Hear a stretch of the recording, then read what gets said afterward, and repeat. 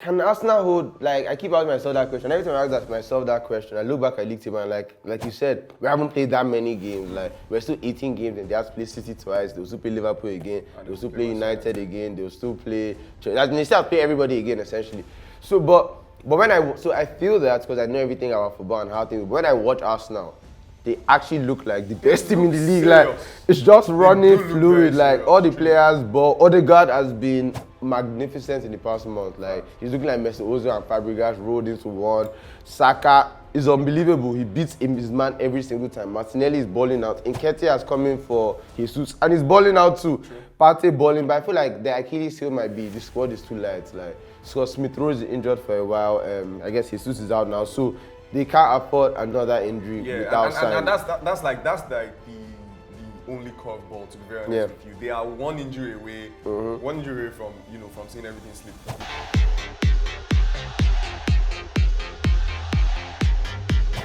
Yo, welcome back to Sangalooo. It's the first episode of the year. It's our sophomore season, our second season in the game. Thanks for rocking with us for 2022. Yeah, 2022 was a big year in the world of sports. 2022 was interesting. It served us, a lot of stuff. We had an AFCON, we had a World Cup in the same year. And both of them came with what that comes with. There was a heated Premier League season. The Champions League was on fire. But that's in the past now. Some would say the GOAT debate was finally settled in 2022. Yeah, that's a big year in the year of football. Massive. So yeah, now on to the next year, on to 2023. No World Cup, like I said, no AFCON, but the world of sport does not disappoint. There will be new narratives, there will be new agendas, and things have already gotten started. To kick off the year, the biggest transfer has happened. Every time he moves, it's the biggest transfer. Cristiano Ronaldo has... He's drawn the curtain on his time in Europe and has set sail for Saudi Arabia. Yep. My question now, is that a hit or a miss?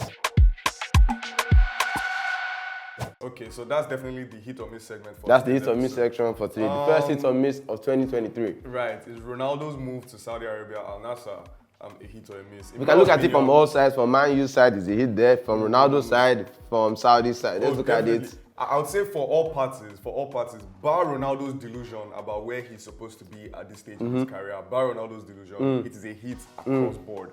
The man has moved for a contract that's worth £200 million per year. Brother. That's the biggest contract ever. David Beckham at the peak of his career, or maybe just slightly past the peak of his career at 31, moved to LA for like $6.5 million or thereabouts. Yeah, the game has changed. Completely. So Ronaldo, and then for Al-Nassr, before Ronaldo's move to the club, they had about like 400,000 fans or followers on their page. As at now, it's 10 million and counting. And he flew up in like a day. Bruh, in like his second, they were in the millions. The moment his move was announced, everything skyrocketed for them. So I think that's big. I feel like we might see the progress, the kind of progress the MLS experienced with Beckham's move and all of that subsequent stars moves. We might see it with Saudi Arabia. We're not sure about the entire country's openness. That's a question as well. But for their football, Ronaldo's move is big for the Saudi league. Yeah, I think for Saudi, it's a great move for the country, for the football league, as in Saudi as a whole. It's just a big move. This is Cristiano Ronaldo. Coming off the back of the World Cup that they just had. So yes, it's huge for the Arab world. Like Qatar have Messi, Saudi have Ronaldo. You're seeing Ronaldo shaking hands with them and all that. It's great for Manchester United because they've lost the burden that was Cristiano Ronaldo. He's off the wage bill. The bad vibes he was bringing is how they done now. And they look to be thriving immediately. For Ronaldo, yes, it's a lot of money, and for anybody, even if you're Ronaldo and Richard, it's still a lot of money. So for him, it's a hit in that sense. You can imagine his ego will be a little bruised because it's been a rough month for Cristiano Ronaldo. Being on the bench, watching Messi win the World Cup when that was his plan to go to the World Cup, and him and Piers Morgan dreamed some scenario of playing Messi in the final, and then now to go to Saudi. So for a 37-year-old going to Saudi Arabia, 38-year-old, this is a normal move in your career. Like, yeah, you've seen it all, you've done it all, but for Ronaldo's ego, that would be bruised. And yeah, I kind of feel like Ronaldo going to Saudi is kind of unceremonious, because going to Saudi kind of feels like you've kind of retired. Like Iniesta went to Saudi and we never saw him again. You're just an old man started playing football. So unless like the media is going to really follow it, and I don't know how, but it just feels like Ronaldo has kind of retired without the ceremony that a player like Ronaldo deserves. Like, you expect maybe like the Bernabeu to be packed, or I'm sure maybe that'll still come in subsequent years, but it just seems kind of quiet, like he's left to the back door, and yeah, so that's kind the of thing, sad. right? It's unfortunate because I would have preferred if maybe he went to America. Honestly, it would have been more interesting for him, even playing. You know, the MLS has become so much more competitive. Like I said, Maybe Beckham has a team there. Sparked so much for the MLS, and yeah, it would have been more interesting for him to go to the MLS, you know, a more competitive league and whatnot. But you know, we're all for the progress of football all around the world. It's going to be very, very big. And this is probably very big because Saudi Arabia are trying to get the 2030 World Cup. Yeah. So that's how the Qatar thing started. It's sort of like a domino. Yeah, how so let's see exactly. How So Qatar got PSG, signed Mbappe, did all that Neymar stuff, knowing that they wanted this World Cup. So maybe this is the process starting to lock in the 2030 World Cup. We shall see. So yeah, Ronaldo in Saudi. Let us know in the comment section. He's at Al-Nassr. Yeah, Al-Nassr. I saw recently that their rivals are selling Messi jerseys. I don't know how true that is, but I saw Messi jerseys in some store. Another thing that I saw was rival fans of another club coming, you know, jumping onto the pitch and doing the CU celebration. It's like, yeah, because it's big for the whole. The first C in Saudi is going to rock the country, I'm sure. So before we step off the Ronaldo topic, there have been conversations also about how a club in the Saudi league, they don't play Champions League football, they don't have the big sponsors on their jersey. How can they afford Cristiano Ronaldo, the most expensive player in history, and to the most expensive contract in history? So the first thing that I said when I heard that conversation was, there's really no debate. Bro, this is Saudi Arabia, one of the richest nations in the world, bro. You guys heard that song now, the Bossa Rai song, I tell you, the Arab money, like, bro, don't worry about that, the money is long, bro. There is, to be very honest with you, there is that money. A lot of the progress that's happening in Saudi Arabia is state-backed, you understand? So the funds are coming from, you know, the government. So it just is what honestly, let's not ask them about their money, or they'll vex and sign Messi as well. So let's just leave there. They should be alright with Ronaldo and maybe buy their World Cup in 2030 and pull up.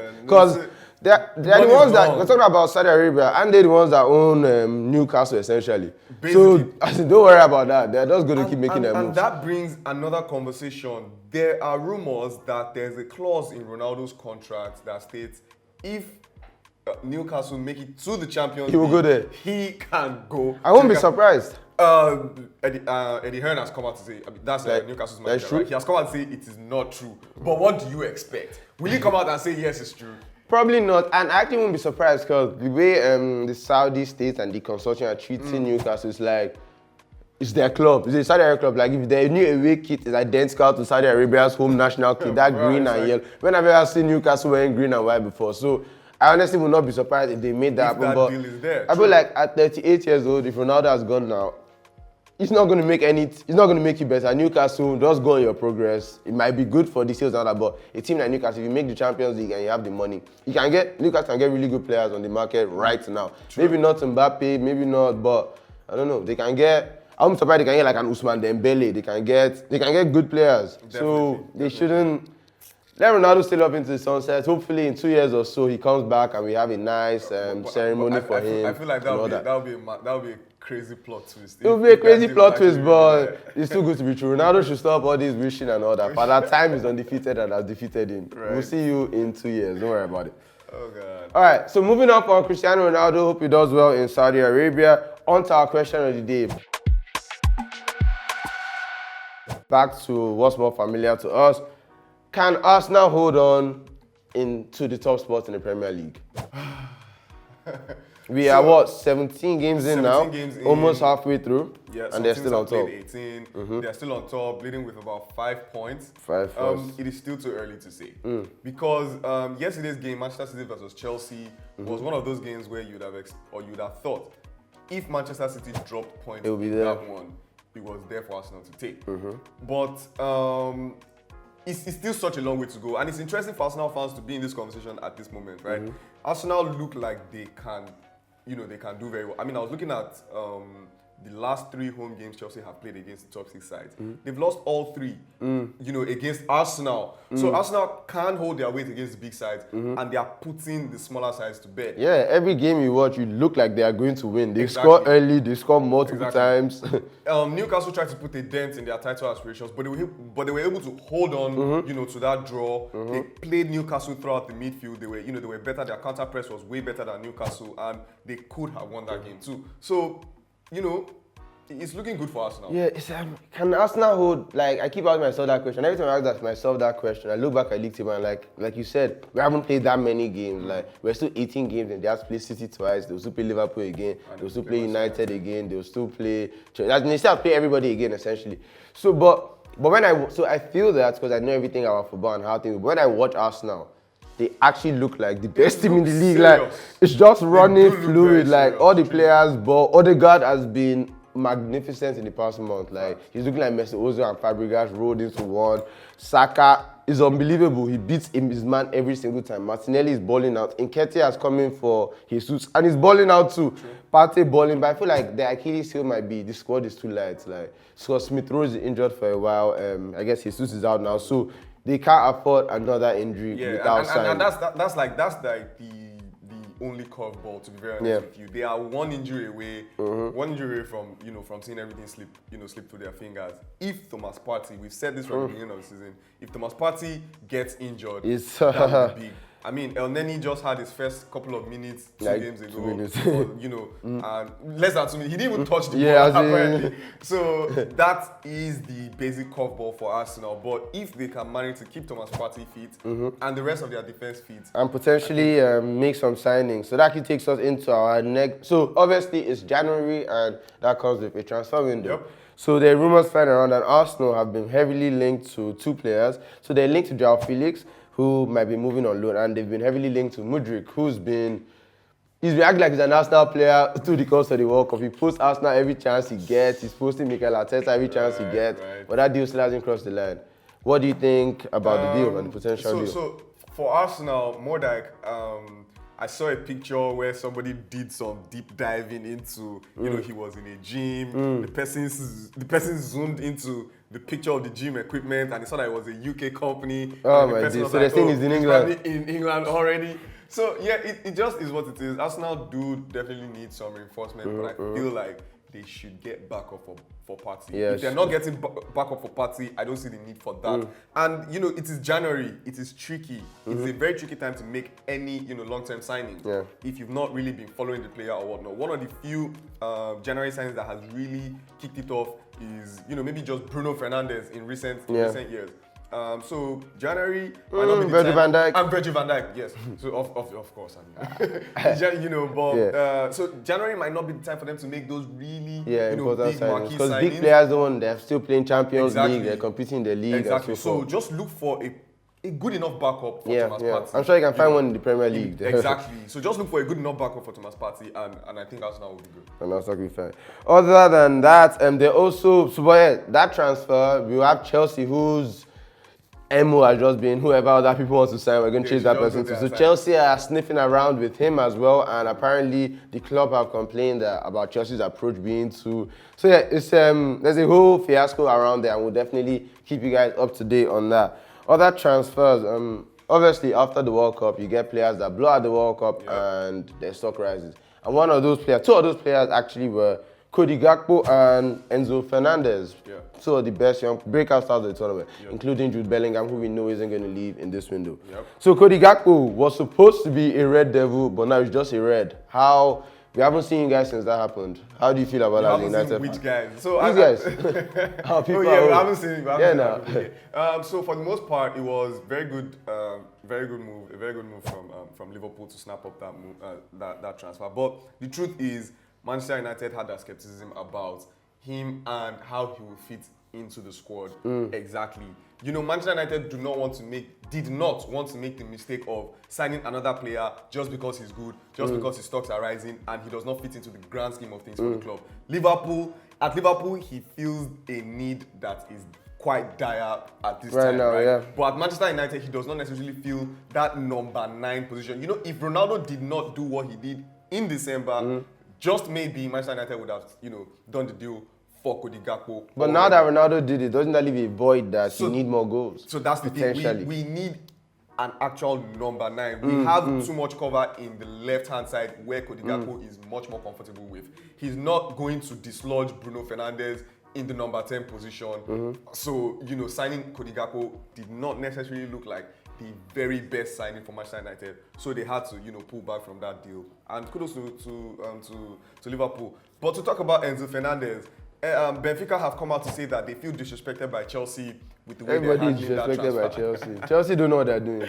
Chelsea are a very funny club at the moment. So they're saying they feel disrespected by Chelsea. Why are they, they'll say they want him. They say, oh yeah, come and negotiate. The price has gone too far up, to be honest. And I feel like Enzo Fernandez is being priced up by Benfica as well, because everybody wants him. But they basically want to just cash out. Yeah, they're trying to overspend. And Benfica, they made a lot of money from their transfers in recent, like João Felix came from there. Ruben Diaz was from there recently. So Benfica definitely trying to redo the trick and cash out once again. Best young player at the World Cup. His stock is never going to be higher than this. So yeah. Fair play to them. We'll see if it sticks. They might probably have to sell him for cheaper in the summer, like the same way Dortmund wanted so much for Sancho, but in the end, a window after, they had to cut their losses and sell him for a little bit cheaper. But Cody Gakpo, I think that's a very good player. But like you said, he doesn't necessarily, I guess now that we've had the injuries, he feels that need. But a player that comes off the left, that's not necessarily what we need at Liverpool. Because we have Luis Diaz, we have Diogo Jota there. Yeah, we have Darwin Núñez now has been playing and coming off the left. So the transfer really did not make sense to me. We were crying out for a midfielder. I'd have liked if we got Enzo Fernandez, but it looks like that's out of our price range and we might be waiting for Bellingham in the summer, which I think is silly as well. I'd have liked for us to get like Caicedo now, the Brighton CM, instead of another out-and-out attacker. But like I said, at the World Cup, he looked brilliant. And I feel like his strengths are Núñez's weaknesses. Like Núñez doesn't know how to strike a ball. Yeah, this guy is a finisher, Dutch finisher, and no Dutch players come with techniques. And we saw that at the World Cup. Look at that shot with the left foot, spanked it in, the right foot spanked it in, scored a header. So it looks like he could be a very dangerous player, and I'm hoping we play him as a 9. I'm hoping that's his evolution, and Klopp can look at him as that because he's 6'4", he can link up play, he can shoot off both feet. That's a number 9 to me. True that.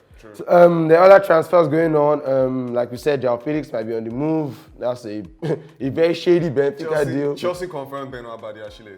Chelsea have confirmed on our signing. Chelsea, only God knows what they're doing. They're still 10th in the Premier League. Good luck to Chelsea and their fans. Chelsea. I mean, I think there will come a time when we would actually just table Chelsea's matter. We will have to do that. Really just...